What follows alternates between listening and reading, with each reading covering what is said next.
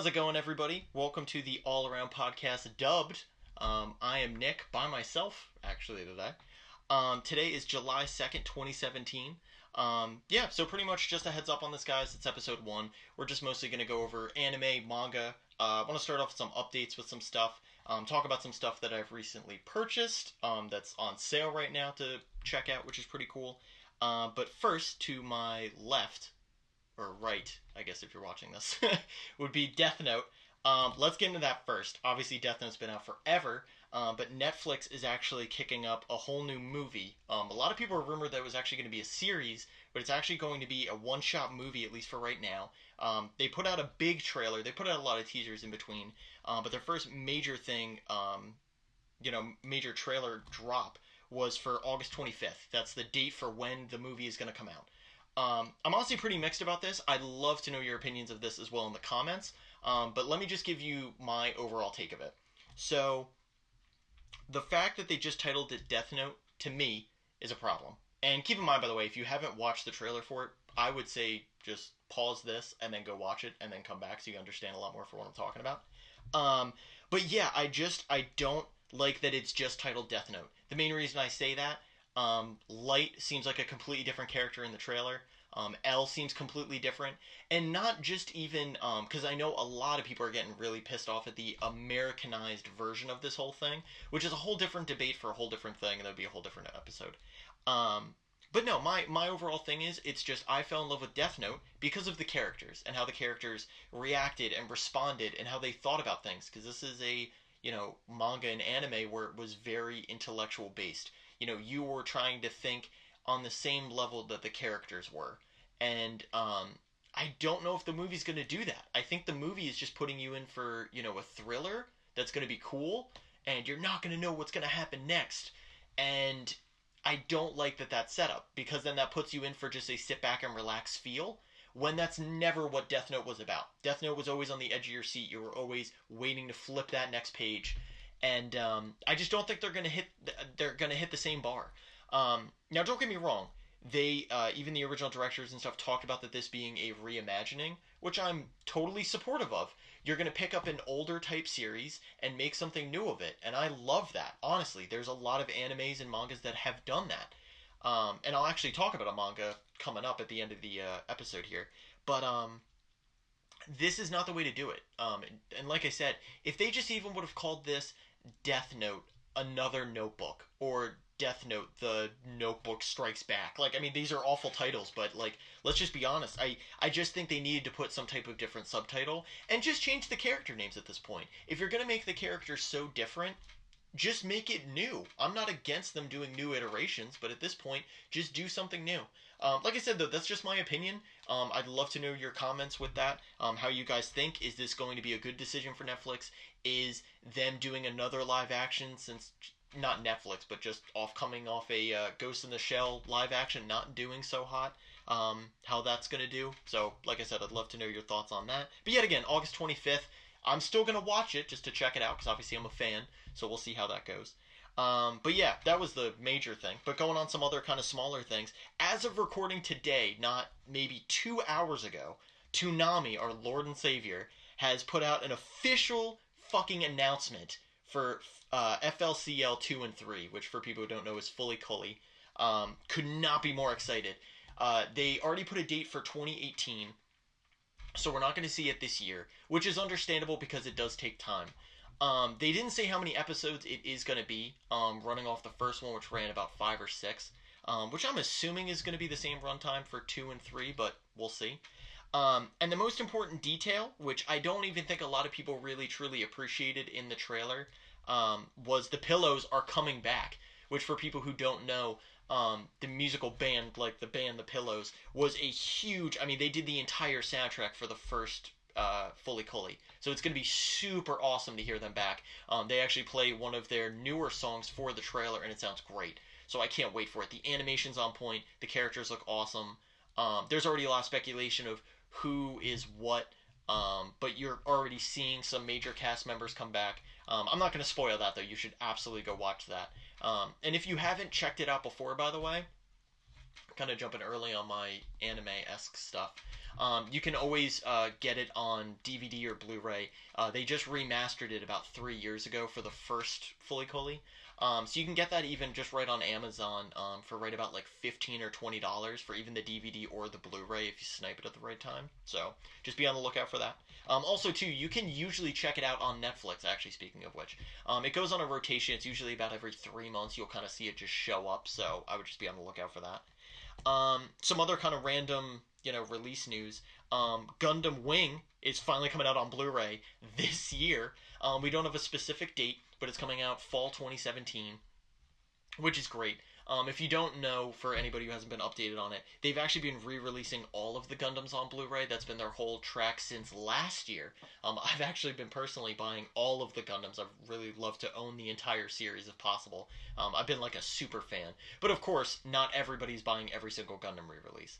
The only little gripe I have about this whole re-release for Gundam Wing is it's coming out in 3 parts, for people who don't know.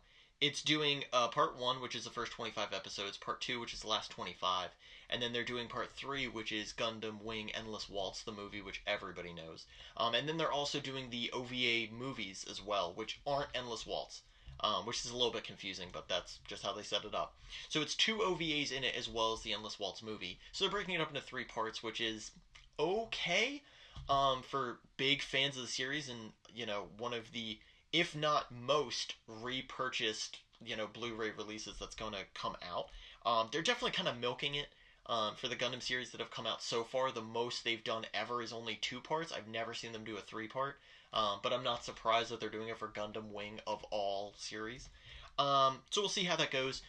Just a heads up, if you are trying to really jump into this one, since I've been buying them and I just gave everybody an update on this, always pre-order them. Always pre-order them ahead of time. They always do a discount. I'm going to just even to, I do Amazon for all of my purchases. Literally all of my Amazon purchases, all of my anime purchases I do off Amazon. So I always try to get them at the most discounted price. With all the Gundams, when they come out, if you pre-order them, usually get them for a discount about $20. Personally, I see these coming out at about $70 to $80, which is insane if you're hearing these parts individually. But usually if you do pre-order them and, make sure to lock in your spot, you can actually get them for right about $40. Which sounds even still pretty steep, but for an anime connoisseur like myself, it's honestly worth the price. Especially because I give it maybe a year, and you're going to see that whole bundle collection probably get resold for about $250 to $300. So, just be on the lookout for that. And then some other really kind of cool news of bringing older stuff back into light. Dot Hack GU, which got a re-release a while ago, is finally, though, the game series, which came out on PS2. I know a little bit of gaming news for you. Is actually coming out for PS4 and PC. It's getting re-released.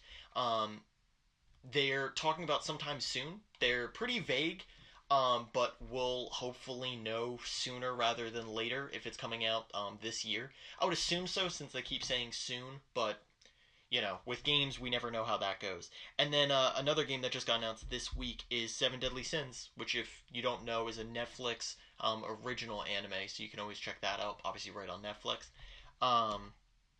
That one definitely looks like a Dynasty Warriors-esque game, at least from how they're showing off in the trailer. It really, let's be honest, is more of a teaser. They barely show a couple images of gameplay. But that's what it looks like. It's from the same company that has made those games, so we'll see how that goes. So yeah, guys, that pretty much covers it for gaming updates and news. Like I said, if there's any other updates that you'd like to hear, anything I missed, please leave those in the comments. I always appreciate it. Now to kind of jump into actual physical stuff, let's go into anime first. So in each of these episodes, what I want to try to do is jump over some anime stuff that I've just recently bought, as well as manga, and try to get you guys enticed into it, stuff to look out for if you don't already know, stuff that maybe I missed that you want to let me know of that I could talk about in the next episode. So yeah, so let's get into it. So like I said before, I've bought everything off Amazon. I'll give you even the current Amazon price, and I'll even be honest, by the time this even uploads, the Amazon prices should be the same unless for some magical reason they, flip the price upside down. So this week, I actually got quite a bit. I caught up on a lot of stuff. But with anime, they are really kicking this year. Like I even said with Gundam Wing and re-releasing the whole Gundam series, they're re-releasing a lot of older anime that if you haven't already had, or was way too expensive, now's the time to get it.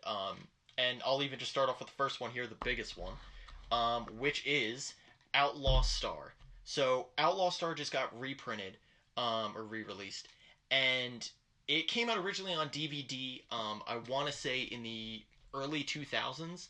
And its retail price, though, for the original DVD Master Collection is currently sitting at $120, which is very steep for a DVD release. The only reason being, it's the only DVD release that ever came out. The one that they just came out with is a Blu-ray DVD release combo. Sadly, it's the only way to get it. So they, kind of have that intention to hike up the price a little bit more. But like I said, for me, being not like the 90s of anime is still my golden age. Everybody has their, golden age of anime. That was mine. The Cowboy Bebop, Trigun, Outlaw Star for me was the trifecta of, space cowboy, anime. So, like I said, I love this one. Me personally, I got the collector's edition because I'm a super fan. But you can, like I said, just get the regular version. This one is upwards of retail price. It's listing at 120, which sounds just about as steep as I said before.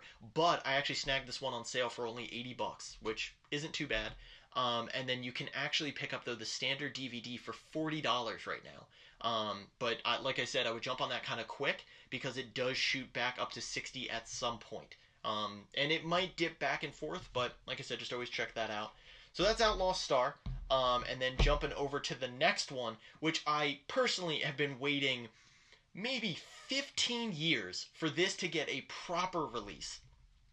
And yeah, I won't keep you guys in suspense any longer. And that is Big O, which, for anybody who doesn't know, going off the Toonami fandom, Big O, was one of the first big mecha robot animes that I ever got the pleasure of watching. I actually got to see it maybe only a couple months after getting even introduced to Gundam. So I got introduced to kind of all that big robot stuff right at once. Sorry about the glare, by the way. I'm trying to keep that as visible as possible. But yeah, it's awesome. They did just a same thing, Blu-ray DVD release combo. There's only one edition. There's not like a collector's or anything fancy. But yet again, I snagged it retail price of $70, and I actually snagged it yet again for $40. It was just right on sale on Amazon for the pre-order. But currently, right now, even though it is out, you can still snag it for that price. So I would definitely recommend jumping on this now. I guarantee you guys, this is going to be one that shoots up to about $120. I guarantee you next year. This is going to be just one of those that goes up super quick. But, I mean, just a heads up, too, by the way, for that remaster in general, they redid a lot of stuff. The score actually got re-put for 7.1 Dolby Digital Surround Sound, which is great. And it does sound a lot better. I did do a sound comparison with, like, the original audio for it. The animation's really smooth, which I was a little bit nervous about, but they did a great job with that. They even have all the original intros, which sounds really silly, and if you're going to be like super particular on it, but so people know, it does have the original Japanese intros as well as the American, which are different, and a lot of people actually didn't know that. So if you didn't, this is the best way to check it out. So essentially, this is the overall best complete edition of it. If you want every piece of content with it, the OVAs, all the proper dubs and subs, and like I said, all the intros and outros and all the textless openings and closings, this is the way to do it. Best way to get it. Jumping on, yet again, the retro track, but going a lot more mainstream, in my opinion. So Yu-Gi-Oh! Finally put out their 20th anniversary movie overall for everything, and that was Yu-Gi-Oh! I'm fucking up the name. Dark-Sided Dimensions. The movie's solid, by the way. I know it's kind of, yet again, kind of like a one-shot movie to check out. Continues right off the original series. Does a great job with it. I love the movie personally. And yeah, it just jumps off the old series, does it really well. Animation quality's good. They have 3 or 4 duels in it, so you're getting a lot of stuff. The only thing I give everybody just a little bit of a heads up on is this does fall into that newer anime trap where when they are summoning monster cards, a lot of the dragons, especially all of Kaiba's like Blue Eyes-esque monsters, are all that new 3D animation, which if that throws a lot of people off, So be it. But I will give you a heads up, it is not the Berserk-esque 3D. This one is proper. It blends in well to the anime and does a great job. It never takes you out of the setting of that 2D animation style and then kicks you into 3D and you're like, what's happening? So just want to give you a heads up on that. Right now, retail price is $25. Same thing, I snagged it for $14. So for a Blu-ray release for it, I couldn't think of a better release. And also if you get one of the first, I think they had like the first couple thousand copies, you can get a limited edition Obelisk the Tormentor like super promo movie holographic card in it. And they package it well, by the way, too, for card collectors. So it's something cool. Yet again, just kind of that if you need that little extra incentive. And for $14, which is how much honestly the card itself costs, let alone I would have easily paid upwards of $25 for this. So to get it $10 off with extra, all the benefit.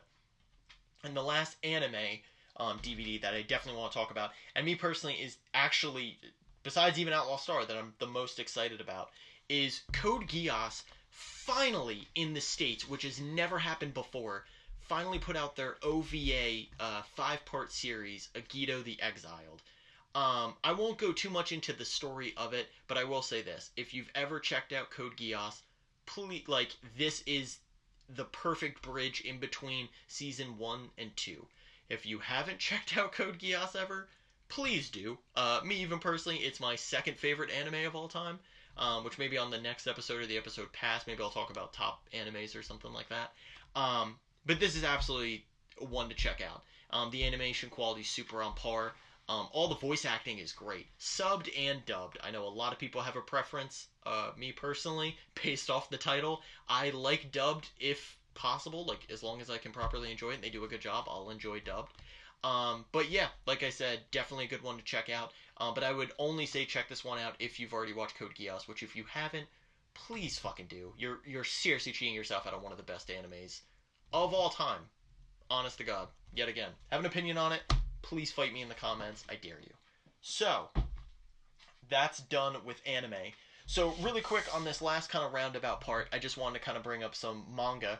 Manga that just I've been reading. If you are into it, awesome. If not, not a big deal. So I just want to go over 3 that I've been really getting into. First one, which everybody's probably heard about at this point, is My Hero Academia. They're currently on... I'm cheating here real quick. They're currently on their 8th book for physical print, at least in the States. If you're reading online, which a lot of people are, you're a millennia of chapters ahead. Amazing story. Best anime...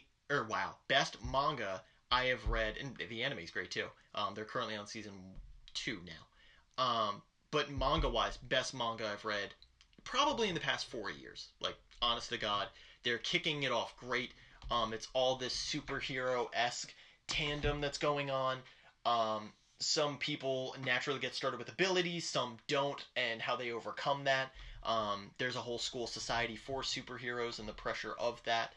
And it's just great. You're seeing characters get put in like super motivational spots. It's very shonen. It literally is a shonen anime.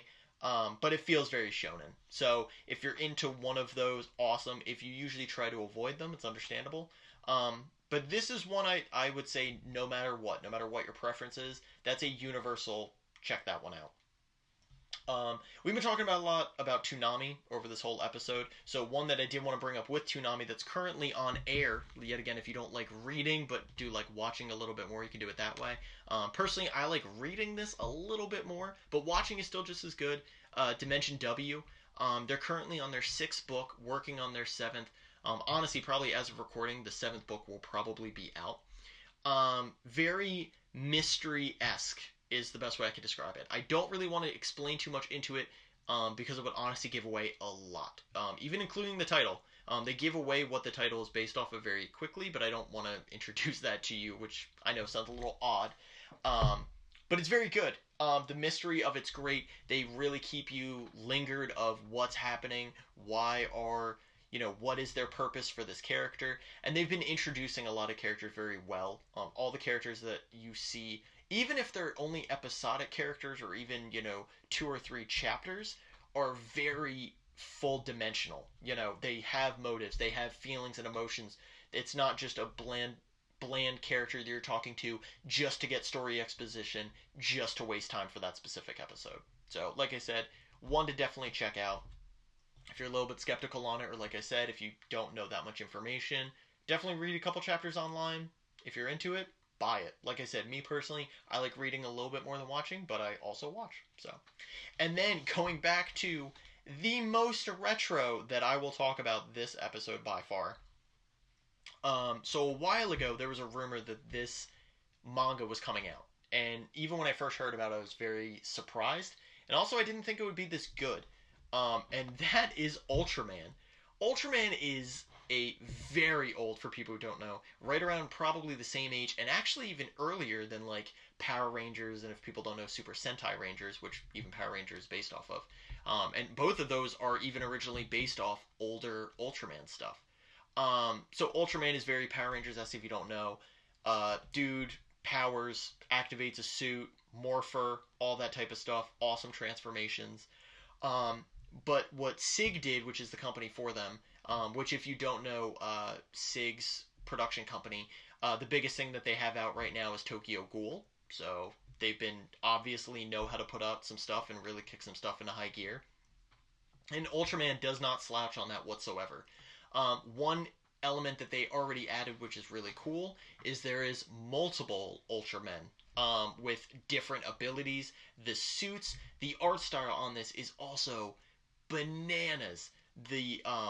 Oh my gosh, the way, the intricacy of how every armor piece works, the weapons, the fighting, all of the art on this, I cannot get enough of it. Sorry, I'm trying to get the not glare there. Yeah, could not get enough of it. They're currently on their 9th book, but like I said, and this is another Amazon snag, you can actually grab them currently right now, each book, at least the first 5, for about $6 to $7 as opposed to the usual 13 that they charge. Now's the best time to jump into it if you haven't. And even for me, on a kind of random quick tangent, I've been Power Rangers actually kicked up a comic series.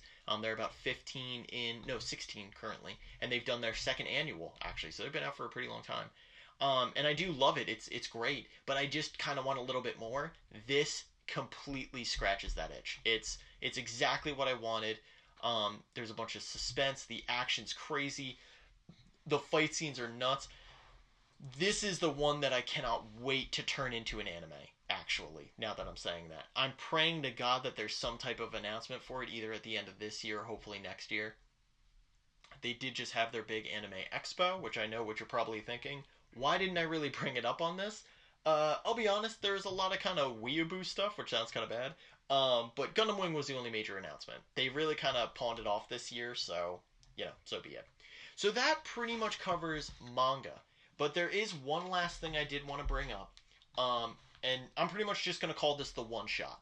Where, even if you're not a fan of anything that I've been talking about really this episode, which, by the way, still thank you for tuning in and, experiencing it and trying it out and opening your mind to it. I'm calling this the one-shot. So if you don't read manga, if you're not really into anime, but you would like to kind of put your foot in the water and check something out, this is it. So this is the one book that you can buy. And I'm hopefully going to keep doing this and keep it recurring, but I don't have too many one-shots, so we'll see how this goes. But one that I personally own, so obviously I can back it up, is Seconds. Seconds is a book by Brian O'Malley, which, if that name sounds a little bit familiar, is he did the Scott Pilgrim series.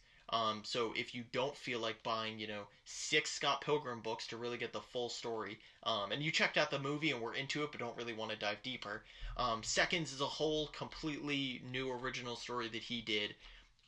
It's amazing. It's kind of the best quick summary I can do for it is it is a very Back to the Future vibe of what if you could potentially go back in time and change events in it. Would you? How would they affect others? And how would that even affect your decision making, knowing that you could do something and then rewind time about it? So it's a very interesting take on it. Like I said, it's just a one-shot book. It's still available in most bookstores everywhere. I still, obviously, I do get a lot of stuff off Amazon, like I said, but I do, of course, still shop around in bookstores, and I do still see them everywhere. Retail price, they're still priced a little bit higher, around 20.